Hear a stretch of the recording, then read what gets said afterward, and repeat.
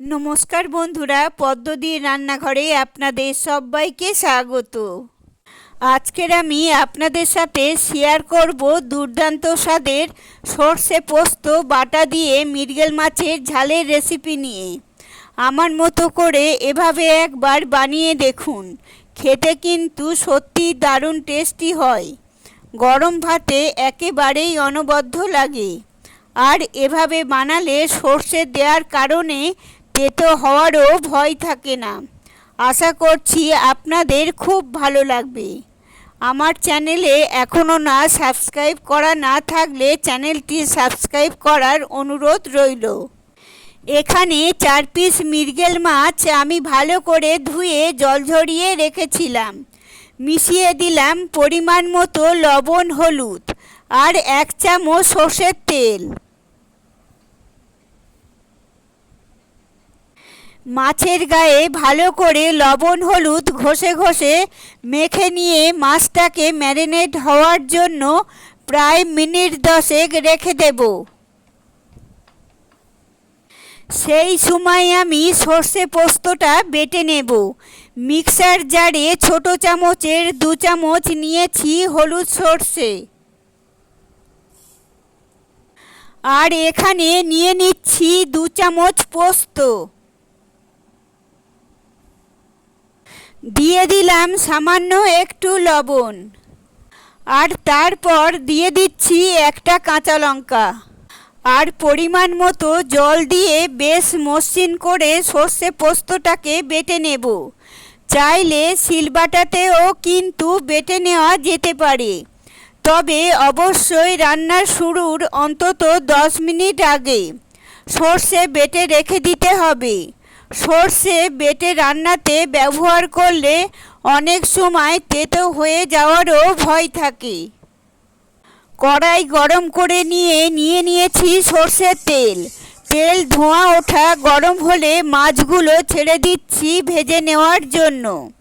তেল গরম না হলে মাছ ছেড়ে দিলে কিন্তু মাছ কড়াইতে আটকে যাওয়ার ভয় থাকে। উল্টে পাল্টে হালকা লালচে রং ধরিয়ে সমস্ত মাছগুলো আমি ভেজে নামিয়ে নিচ্ছি। এর থেকে বেশি কড়া করে ভাজবার প্রয়োজন নেই। মাছ ভাজাগুলো তুলে নিয়ে ওই তেলেতেই বাকি রান্নাটা করে নেব। তার জন্য দিয়ে দিলাম 1/2 চামচেরও কম কালো জিরে আর কয়েকটা চেরা কাঁচা লঙ্কা। কালো জিরে আর কাঁচা লঙ্কার ফ্লেভারটা এই রান্নায় দারুণ লাগে। কয়েক সেকেন্ড ফোড়নটা হওয়ার পর এখানে গ্রেট করে নেওয়া পেঁয়াজ দিয়ে দিলাম।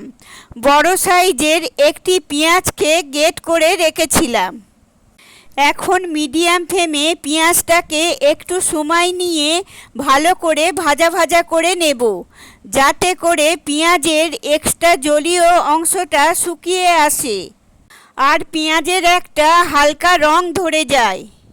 মোটামুটি 4 থেকে 5 মিনিট সময় নিয়ে পেঁয়াজটাকে ভালো করে ভাজা করে নিয়ে এখানে দিয়ে দিলাম 1/2 চামচ রসুন বাটা। রসুনটা দেওয়ার পর মিডিয়াম টু লো ফ্লেমে মোটামুটি 1 থেকে 2 মিনিট নাড়াচাড়া করব, যাতে করে রসুনের কাঁচা গন্ধটা চলে যায়। 1-2 মিনিট এভাবে ভালো করে মশলা কষিয়ে নিয়ে এখানে আমি দিয়ে দিচ্ছি টমেটো বাটা। বড় সাইজের একটি টমেটোকে আমি বেটে রেখেছিলাম। টমেটোটা দেওয়ার পর ফ্লেমটাকে একটু বাড়িয়ে দিয়ে ভালো করে টমেটো কষিয়ে নিতে হবে, যাতে করে টমেটোর কাঁচা গন্ধটা চলে যায়। টমেটো কষাতে কষাতে দিয়ে দিলাম 1/2 চামচেরও কম হলুদের গুঁড়ো। দিয়ে দিচ্ছি 1/2 চামচ লঙ্কার গুঁড়ো। ঝালটা আপনারা আপনাদের নিজেদের পছন্দ মতো দিয়ে দেবেন। দিয়ে দিলাম 1/2 চামচ ধনের গুঁড়ো আর পরিমাণ মতো লবণ। এবার ভালো করে মশলাটাকে সময় নিয়ে ততক্ষণ পর্যন্ত কষিয়ে নেব, যতক্ষণ না মশলা ভাজা হয়ে সুন্দর তেল রিলিজ হয়ে যাচ্ছে। মোটামুটি 4 থেকে 5 মিনিট এভাবে ভালো করে মশলা ভেজে নেওয়ার পর দেখুন মশলাতে সুন্দর ডার্ক কালার ধরে গেছে আর মশলা থেকে তেলও রিলিজ হয়ে গেছে। এই পর্যায়ে দিয়ে দিলাম গরম জল। এখানে 1 কাপের একটু বেশি পরিমাণ জল দিয়ে দিচ্ছি, যেহেতু মাছটা এখন ঝোলের মধ্যে ভালো করে ফুটতে দিতে হবে।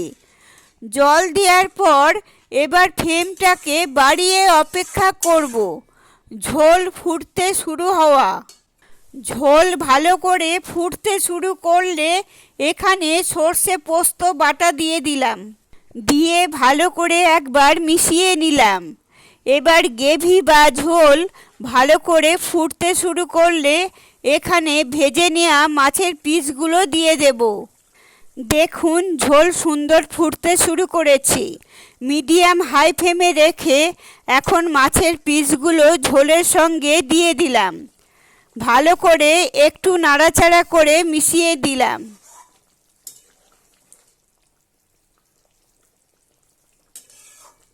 এখন এখানে কয়েকটা চেরা কাঁচা লঙ্কা দিয়ে দিলাম সুন্দর ফ্লেভারের জন্য। এখন মাছের পিসগুলো একটু উল্টে পাল্টে দেব, যাতে মাছ ভালো করে সমানভাবে কুক হতে পারে। আর তারপর ঢাকা দিয়ে মিডিয়াম লো ফ্লেমে অন্তত 5-6 মিনিট সময় নিয়ে রান্না করব, যাতে করে ঝোলটা বেশ ঘন হয়ে আসে। 5-6 মিনিট পর ঝোল ঘন হয়ে এলে ফ্লেম অফ করে ঢাকা দেওয়া অবস্থায় আরও 4-5 মিনিট দিয়ে নিয়েছিলাম স্ট্যান্ডিং টাইম।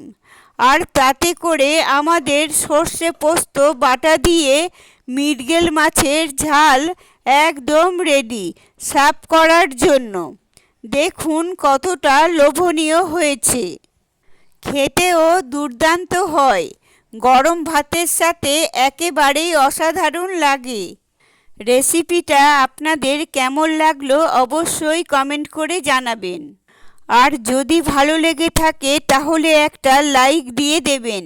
আর আমার চ্যানেলে নতুন বন্ধু হয়ে থাকলে চ্যানেলটি সাবস্ক্রাইব করে পাশে থাকবেন।